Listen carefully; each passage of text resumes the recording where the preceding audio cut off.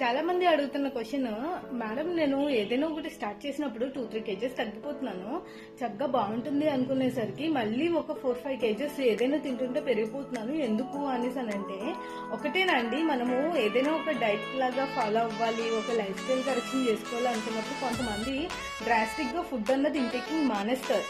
Just ఒక చిన్నది quantity, ఒక 4 తినేది 2 అని, 2 తినేది 1 అని, అలా వచ్చేసి క్వాంటిటీ తగ్గించడం వల్ల నార్మల్ ఫుడ్ లోంచి మనకు వెళ్ళేదే చాలా తక్కువ న్యూట్రియన్స్, అవి కూడా డెఫిషియేట్ అయిపోవడం మొదలు పెడతాయి. కాబట్టి ఆటోమేటికల్లీ మనం ఏమవుతుంది, డ్రాస్టిక్ చేంజ్ అన్నది వెయిట్ లో చూస్తాం.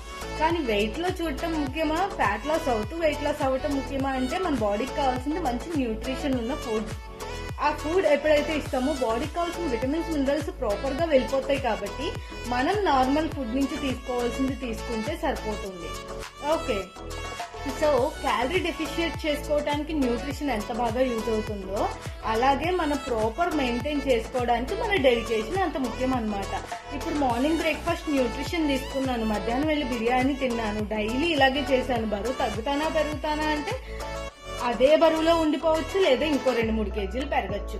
కాబట్టి కోచ్ చెప్పిన విధంగా పాటించండి, ఖచ్చితంగా మీకు రిజల్ట్ అనేది కనిపిస్తుంది. Morning breakfast replacement nutritional cellular nutrition, మధ్యలో మళ్ళీ మనం 10 o'clock కి చక్కగా స్నాకింగ్ తీసుకోవాలి, ఫ్రూట్ కానీ వెజిటేబుల్ కానీ ఏదైనా బాయిల్డ్ ఎగ్స్ కానీ లైక్ అలా తీసుకోవచ్చు. అండ్ మధ్యాహ్నం వచ్చి లంచ్ చక్కగా fibre, protein, carbs and omega అన్ని కూడా ఉండేలాగా కోచ్ చెప్పిన విధంగా మీ మీల్ ప్లేట్ అన్నది రెడీ చేసుకోవచ్చు.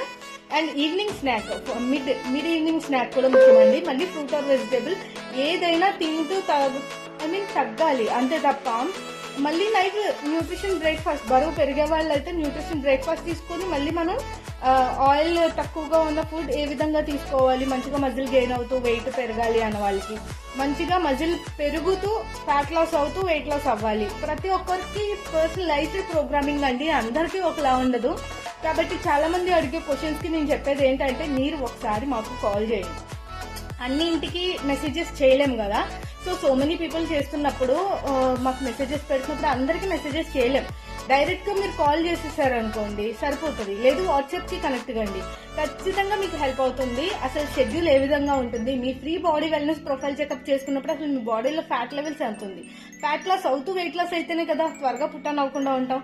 సో మీరు మంచి weight loss, long term weight loss maintenance ఎలాగ చేసుకోవాలన్నది కూడా మీరు హ్యాపీగా తెలుసుకోవచ్చు. సో ఇంట్రెస్టెడ్ ఉన్న వాళ్ళు హ్యాపీగా నాకు కాలర్ మెసేజ్ చేయండి. Thank you.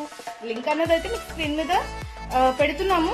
ఖచ్చితంగా బయోలో కూడా ఉంది video transformation Philips. Thank you.